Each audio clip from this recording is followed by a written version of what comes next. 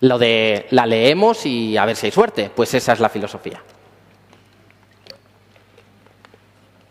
Muy traumático. Electrolitos. ¿Estáis repuestos ya? ¿Estáis agobiándoos? ¿No os agobio mucho? La verdad. Yo insisto en que sé que es una época difícil, intentar reconectar.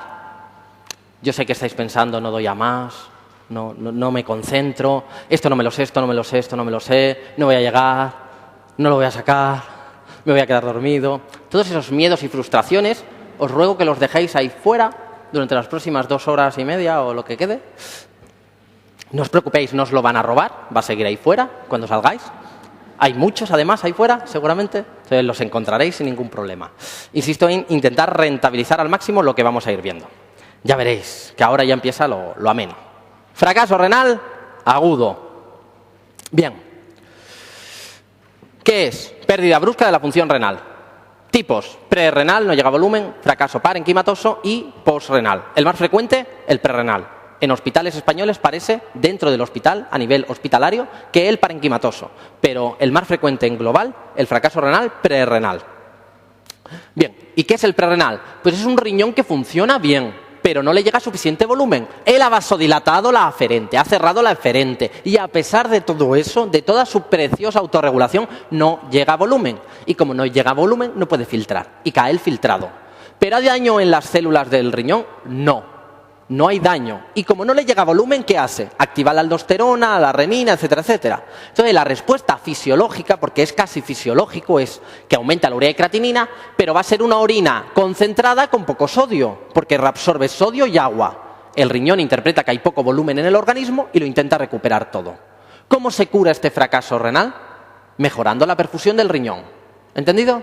Causas: insuficiencia cardíaca, hipovolemia y, sobre todo, cualquier paciente que maneje mal los volúmenes corporales, como son la insuficiencia cardíaca y la cirrosis, en el cual damos IECAS y AINES, porque nos estamos cargando la preciosa autorregulación renal.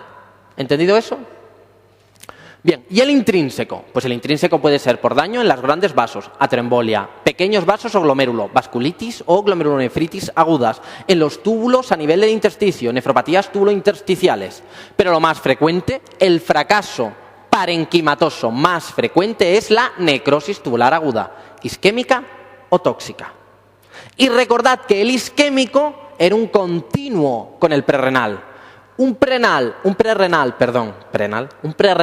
llevado al extremo, se acaba convirtiendo en un parenquimatoso isquémico. ¿Por qué? Porque al principio, pues, el problema era que no llegaba sangre para filtrar, pero es que ya no llega sangre ni para alimentar las células. ¿Y cuáles son las células que más energía consumen? Las tubulares. Y se produce una necrosis tubular, pero es por hipoxia celular y es un daño establecido. Es un paciente con un prerrenal grave hasta el punto de que necrosa sus células tubulares. Pero la clave era que era establecido. Si yo a ese riñón le mejoro la perfusión, no recupero rápidamente función renal, porque necesita regenerar las células del túbulo para volver a recuperar función renal. Y la clave era, y sé que por eso no os agobiéis ni miréis demasiado el libro, y la clave era eso, el diagnóstico diferencial entre el prerrenal y el parenquimatoso por necrosis tubular, ya sea isquémica o tóxica. Y esto no se podía fallar. Y esto producía una caída aguda de un rayo sobre tu cabeza durante el MIR. Y era profundamente importante saberse esto. Porque ahora que conozco a muchos de vosotros, os perseguiré, insisto, al que lo falle. Lo encontraré allende los mares y me vengaré si es necesario. Esto no se puede fallar. El prerrenal, decíamos que funcionaban los túbulos, no estaban dañados, era prerrenal. ¿Y qué hacen los túbulos si funcionan? Como no llega sangre suficiente, el riñón dice, es que aquí no hay sangre. Entonces hay que recuperar, ¿qué? Volumen. Entonces lo normal en un prerrenal es que, ¿cómo era la orina? Muy concentrada, porque va a reabsorber sodio y agua. Es orina escasa, muy concentrada, con sodio en orina bajo, menos de 20, y con la excreción fraccional de sodio menor del 1%, muy poco sodio en orina. ¿Y en el sedimento qué va a haber? Pues algún cilindro hialino, nada, porque no hay daño celular, no hay inflamación, no hay nada de eso.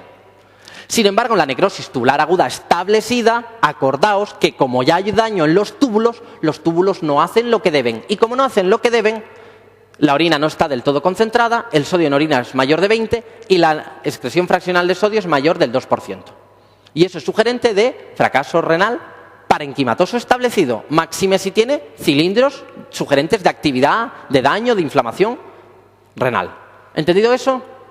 Recordad que el parenquimatoso no mejora inmediatamente con volumen, simplemente el isquémico, sino que necesita tiempo, necesita semanas para ir recuperando otra vez función renal. Y luego tenemos, dentro de la necrosis parenquimatosa, la nefrotóxica. Y teníamos muchas toxinas. En general, ¿en quién se va a producir? Pacientes con predisposición a daño renal. Insuficiencia renal previa, ancianos, hipovolémicos, deshidratados, que toman varias toxinas. Y muy importante, los diabéticos y el mieloma con los contrastes yodados. Tóxicos, muchísimos, ¿los vamos a revisar todos? Ni de broma. Aminoglucósidos, lo que preguntaban siempre era la comparación entre el isquémico, son necrosis tubulares, una isquémica y otra tóxica por aminoglucósidos. Los dos, referente a lo de el sodio, son iguales, van a producir una orina con una excreción fraccional de sodio, ambas mayor del 2%, eso es igual, pero entre ambas hay una serie de diferencias, y es que el del aminoglucósido no tiene oliguria, tiene diuresis preservada. Y esto mejora el pronóstico. La diuresis preservada tiene menor necrosis celular, menos cilindros en la orina y diuresis preservada. Eso va a mejorar su pronóstico frente al isquémico, que sí que tiene necrosis, cilindros y oliguria. ¿Cómo evitar el de los aminoglucósidos? No pongas aminoglucósidos. Pero es que lo tengo que poner. Ajustar dosis por función renal, dosis única diaria y vigilar niveles terapéuticos del aminoglucósido en sangre. Contrastes. Los más sensibles eran los diabéticos y los del mieloma. ¿Qué había que hacer? Hidratar y dar N-acetilcisteína. ¿Por qué? Porque si no lo hacíamos de forma inmediata, no como el isquémico después de varios días o el de los aminoglucósidos después de casi una semana de tratamiento, sino que al día siguiente de haber puesto el contraste yodado en la sangre del paciente, fracaso renal agudo. ¿Cómo se trata? Hidratación y sostén. ¿Cómo se previene? Que es lo importante, hidratación y N-acetilcisteína.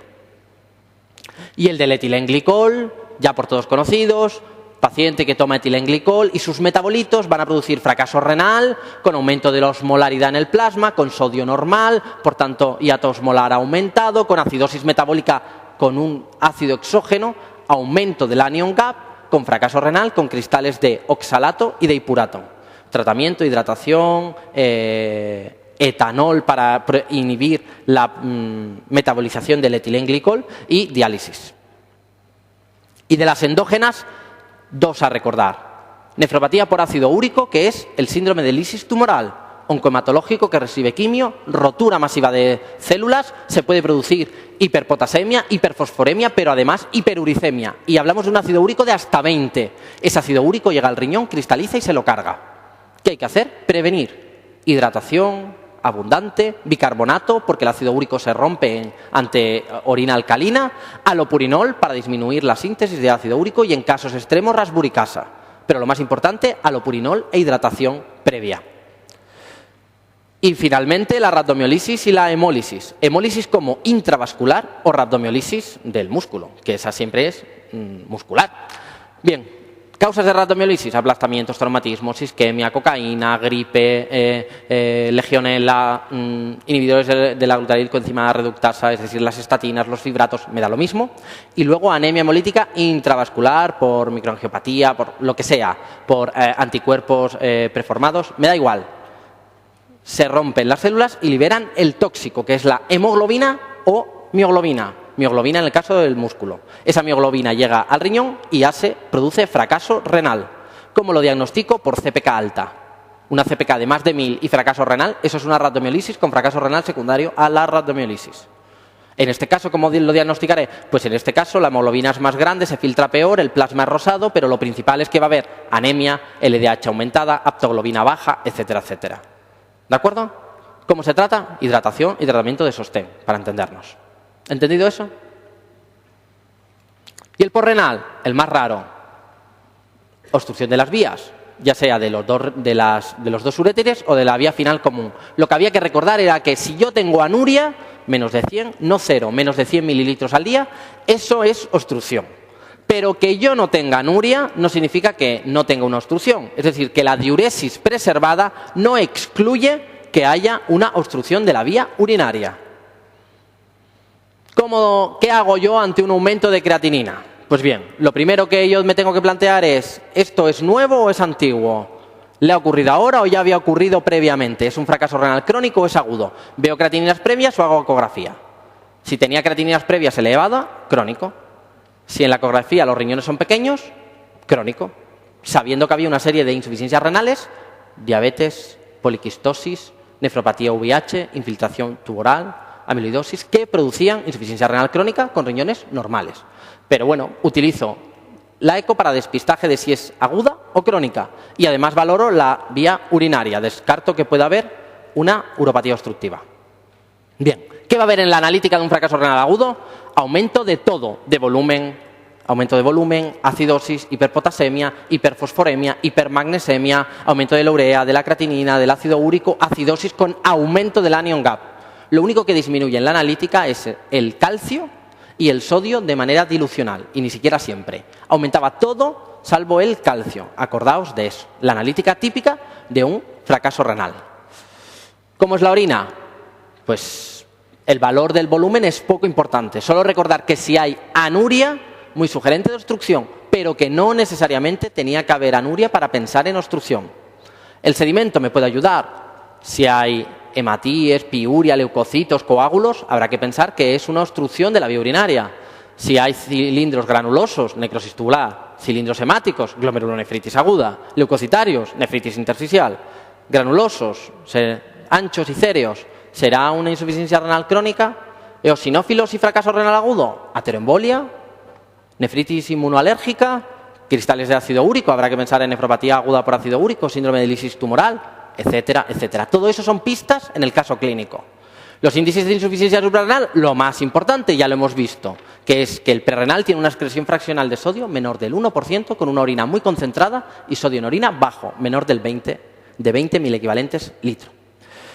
Imagen, la eco sin duda, la más útil para descartar que sea un fracaso crónico y ver vía urinaria. La eco es la que más se utiliza de urgencias. El resto de pruebas según sospecha, pero la prueba estándar, la eco. Y la biopsia en casos de sospecha de glomerulonefritis, etcétera, etcétera. Por tanto, ante un fracaso renal agudo, ¿yo qué tengo que pedir? Pues tengo que pedir una analítica general con urea, creatinina, iones en orina, sedimento y casi siempre, salvo que sea un prerrenal clarísimo, casi siempre ecografía renal para descartar otras causas. ¿Entendido? Con todo eso, haré el diagnóstico diferencial de una u otra cosa junto con la clínica, obviamente. Tratamiento. Prevenirlo, evitando los tóxicos, ajustando la función renal, hidratando a los pacientes antes de la quimio, etcétera.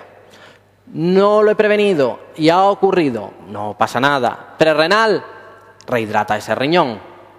Obstructivo, desobstruye esos riñones. Y si es isquémica, tóxica, tratamiento de sostén. Quitamos el tóxico, mejoramos la perfusión renal, pero ya ahora es a largo plazo, porque el fracaso renal va a durar semanas. Se irá corrigiendo muy lentamente. ¿Y cuáles son ese tratamiento de sostén o de soporte? Pues al principio si al paciente le falta volumen no hay problema, se pone volumen. Pero el problema es cuando al paciente ya le sobra volumen. ¿Quién pierde volumen? El riñón, y solo el riñón. Por tanto, si el riñón no pierde volumen y el paciente empieza a hacer edemas, sobrecarga vascular, congestión pulmonar, peligro. En esos casos, ¿qué hay que hacer? Diuréticos. ¿Qué diuréticos? Sobre todo diuréticos del ASA. Restricción de sal, restricción de agua, diuréticos del ASA, y si con eso no es suficiente, dializar para sacar ese líquido. Por eso las formas no ligúricas, las que tienen diuresis preservada, tienen mejor pronóstico, porque pocas acaban en diálisis, porque no hacen sobrecarga de volumen. ¿Quién hace sobrecarga de volumen? Las oligúricas, las que el riñón no pierde la sobrecarga de líquido. La hiponatremia, restricción de agua, sin más. La hiperpotasemia, de forma inmediata, gluconato cálcico. Luego esconderlo, glucosa e insulina, beta-2 agonistas, salbutamol. Y a largo plazo, dieta pobre en potasio, resinas de intercambio catiónico y diuréticos del ASA, porque son pacientes que padecen ya de por sí del riñón. Acidosis, bicarbonato, sin más.